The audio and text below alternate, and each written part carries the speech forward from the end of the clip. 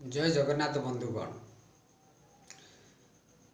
ये दुनिया रे एक वास्तव सत्य रही जी समय सहित ताल दे चली से ही सार्थक व्यक्ति। समय को जे उपेक्षित करिछि, समय को जे हे ज्ञान करिछि, समय को जे गोटे प्रकार तिरस्कार करिछि, से व्यक्ति जीवन रे सफल केबे होई नहीं। समय सहित आपण चलतु देखिए जीवन जीवा अति सरल हो जीव। समय होची बंधु सबुठारु मूल्यवान। ये समय होची एक प्रकार आपण को जीवन को परिवर्तन करिवार एक प्रकार गोटे निर्यास।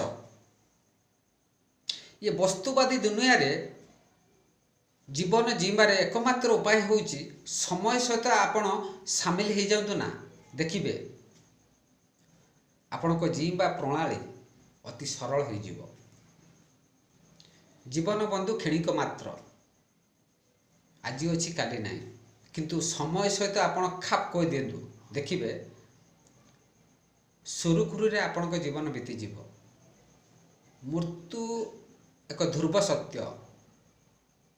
मर्त्य मंडल रे देह बही देवता होइले मरई। तेणु जो देवता एठी जन्म हो मरुचंती आमे बा कौन, किंतु देवता सेमिति कर्म करी जाइचंती बोली आमे ताकू देवता कहउचंती।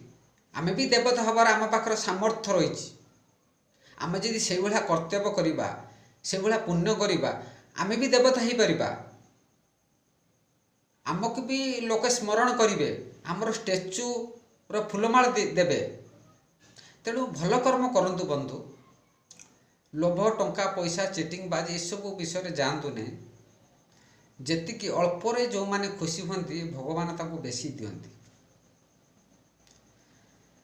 तेणु बंधु जीवन परिव्याप्त हजार हजार लोकों भितर गोटे सुंदर चिंताधारा, गोटे सुंदर मुहूर्तर परिप्रकाश करुवा कित व्यक्ति को अनुसरण करिबा, तार पर्यालोचना करिबा, ताको चिन्हट करिबा आजिकल दुनिया रे एक काठिकर व्यापार। सबु परे मु एतिकी कहिबी आपण जियंतु, जीवन को उपभोग करंतु, गोटे गोटे मुहूर्त को आपण उपभोग करंतु, कारण क्षणस्थायी जीवन।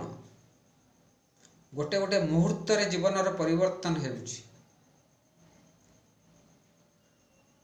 काली पर दिन घटना दाम राउत आपण जानिथिबे, गोटे विशिष्ट राजनेता कि विश्वास करुथिले से अचानक चली जिवे।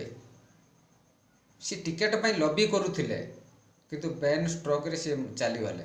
किंतु जीवन बंधु क्षणस्थायी किछि एठी आमे नै कि जिबा नै, खाली यात्रा आइछन्ती खाली जिबा, किंतु कर्म करि चलो। इमिति कर्म करि चलो जे कि आपनक मृत्यु पर आपण जीवित रहिबे। ये धरावक्षरे ये सबुज बनानी भितरे आपण जीवित रहिबे, आपण को स्मरण करिवे, आपणकर प्रति वर्ष को वर्ष फूलमाଳ देबे।